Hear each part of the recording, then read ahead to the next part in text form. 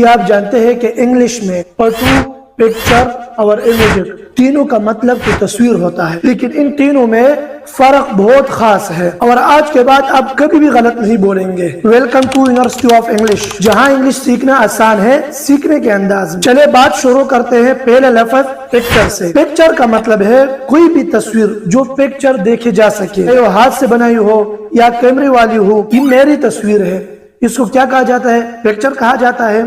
لیکن یاد رکھو پکچر عام لفظ ہے، ہر تصویر کے لیے آپ پکچر کا لفظ استعمال کر سکتے ہو، چاہے وہ تصویر کیمرے سے ہو، چاہے وہ تصویر ہاتھوں سے بنائی گئی ہو، چاہے جس چیز سے بھی ہو، اگر تصویر ہو تو اس کو آپ پکچر کہہ سکتے ہو۔ دوسرے نمبر پر ہے فوٹو۔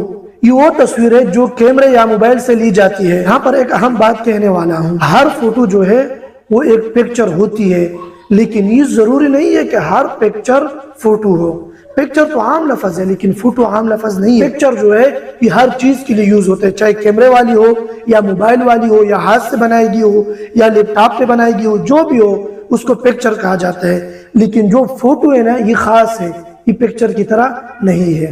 تیسرے نمبر پر ہمارے پاس ہے امیج۔ امیج وہی ہوتا ہے یعنی آپ اسے دیکھ سکتے ہیں لیکن کاغذ پر نہیں، چاہے وہ گوگل پر دیکھے یا لیپ ٹاپ پہ دیکھے، جہاں پر بھی دیکھے اسے امیج کہا جاتا ہے۔ وہ تصویر صرف اسکرین پر آپ کو نظر آئے، صرف اسکرین پر آپ دیکھے، اس کو امیج کہا جاتا ہے۔ آخر میں تینوں کا فرق آپ آسان الفاظ میں سمجھ لیں۔ عام تصویر، کوئی بھی تصویر موبائل والا یا ہاتھ سے بنائی گئی ہو یا لیپ ٹاپ میں ہو، اس کو پکچر کہا جاتا ہے۔ دوسرے نمبر پر کیمرے سے لی گئی تصویر یا موبائل سے لی گئی تصویر، اس کو فوٹو کہا جاتا ہے۔ تیسرے نمبر پر اسکرین پر نظر آنے والی تصویر، اس کو امیج کہا جاتا ہے، چاہے وہ لیپ ٹاپ میں ہو چاہے گوگل پر ہو، جس پر بھی آپ دیکھیں لیکن کاغذ پر نہ ہو، اس کو کہا جاتا ہے امیج۔ تو دوستو جب آپ کسی تصویر کے لیے انگلش بولیں گے تو آپ کو پتا ہوگا کون سا لفظ صحیح ہے، فوٹو، پکچر یا امیج۔ انگلش سیکھنا بالکل مشکل نہیں ہے لیکن صحیح طریقے سے سیکھنا لازمی ہے۔ ضرور لائک کریں اور کمنٹ سیکشن میں بتائیں کہ